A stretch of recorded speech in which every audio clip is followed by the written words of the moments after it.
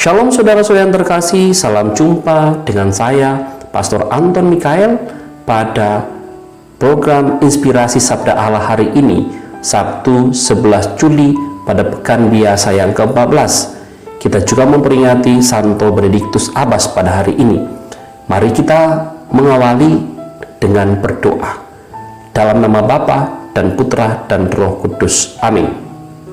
Bapa yang Maha Baik, terima kasih atas hari yang baru ini. Bantulah kami hari ini. Semoga kami mampu bersaksi di tengah lingkungan kami, sebagaimana diteladankan oleh Santo Benedictus Abbas.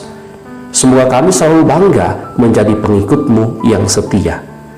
Demi Kristus Tuhan kami. Amin. Dalam nama Bapa dan Putra dan Roh Kudus.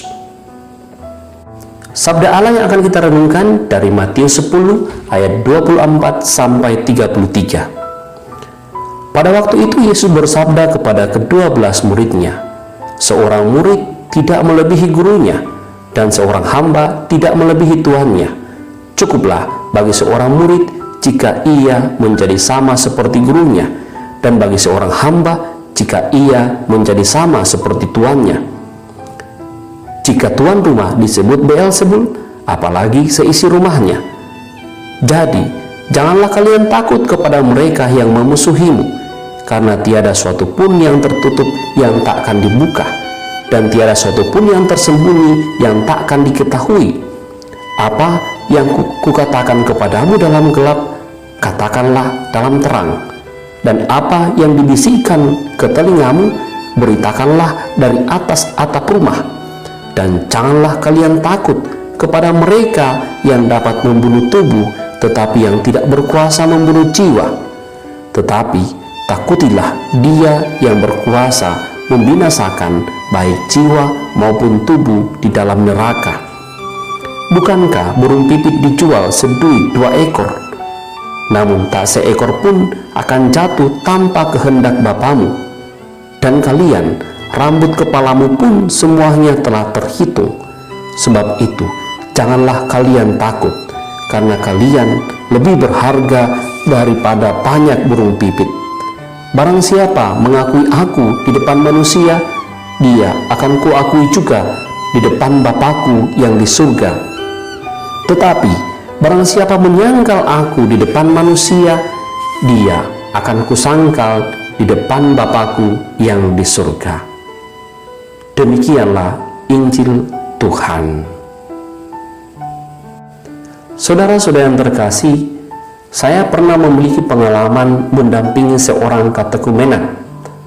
Awalnya dia sangat antusias dan penuh kepercayaan diri untuk mau menerima Tuhan dan menjadi Katolik.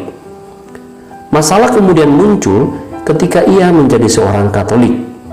Beberapa saat setelah menjadi Katolik, ia mengalami banyak cobaan.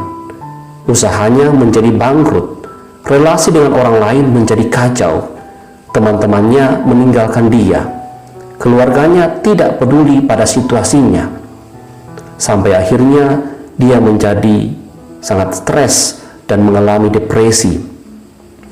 Keluarganya datang dan mengatakan bahwa ia menjadi demikian karena ia salah memilih agama. Ia meninggalkan agama lamanya, maka ia dikutuk. Dan sampai akhirnya saya mendengar bahwa dia juga akhirnya meninggalkan gereja. Saudara-saudari terkasih, bacaan Injil hari ini sungguh menunjukkan kepada kita bahwa Yesus tidak menjanjikan kenyamanan dalam pewartaan para murid. Sebaliknya, dalam pewartaan para murid, mereka akan ditolak, dijerumuskan dalam penjara, mengalami penganiayaan, bahkan mati menderita. Yesus justru mengatakan bahwa pengutusan para murid seperti melepaskan domba ke tengah serigala. Pengalaman yang akan dialami oleh para murid sama dengan pengalaman Yesus. Seorang murid tidak akan lebih dari gurunya, atau seorang hamba tidak akan lebih dari tuannya. Yesus secara tidak langsung menyatakan kepada para murid bahwa sebagaimana Dia yang adalah guru dan tuan akan mengalami penolakan, penderitaan, dan penganiayaan, demikian juga para murid dan hambanya akan mengalami hal yang sama. Maka kita harus belajar dari guru dalam menyikapi penolakan dan penderitaan. Berhadapan dengan penderitaan, Yesus menjadi contoh untuk kita. Berani berdamai dengan penderitaan. Itulah hal yang pertama yang bisa kita renungkan dari Injil hari ini. Menghadapi penolakan dan penganiayaan yang akan datang, Yesus memberitakan kepada para murid supaya teguh, kuat. Yesus memberikan semangat dan motivasi pada para murid untuk tidak takut dan gentar. Yesus menyatakan bahwa para murid jangan takut pada penguasa yang dapat membinasakan tubuh, tetapi tidak dapat membinasakan jiwa. Takutlah pada yang berkuasa membinasakan tubuh dan jiwa. Melalui bacaan ini, Yesus mengajak para murid untuk memaknai penderitaan secara positif. Badan bisa menderita, tetapi jangan jiwa. Badan bisa sengsara, tetapi jangan jiwa. Tetapi saudara-saudara yang terkasih, justru kebanyakan dari kita terbalik. Kita lebih banyak mementingkan kepentingan badan daripada kepentingan jiwa.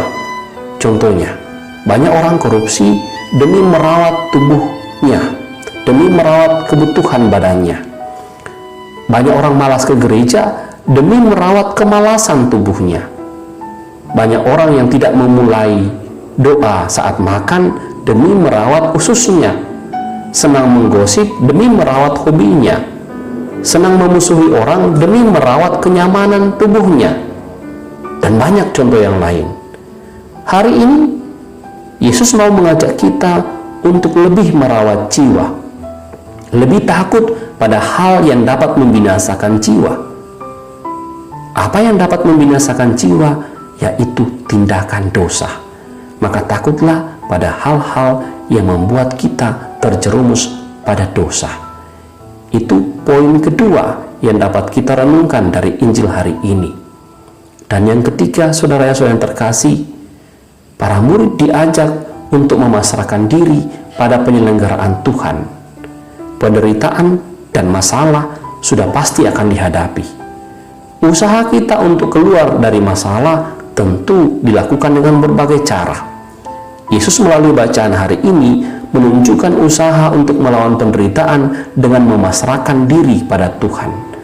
Berpasrah tidak berarti membiarkan diri menderita, tetapi berpasrah berarti aktif. Sekali lagi, Yesus adalah contoh bagi kita. Yesus adalah guru dalam menghadapi penderitaan.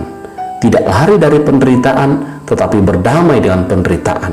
Ketika Yesus di kayu salib, Ia mendoakan mereka yang menganiayanya. Ketika diperlakukan tidak adil, Yesus memaafkan mereka.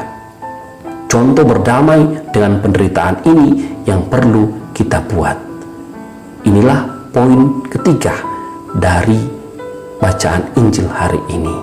Dan semoga kita semua, saya dan Anda, dimampukan untuk memaknai penderitaan dengan lebih baik, sebagaimana Yesus yang adalah Guru dan Tuhan kita.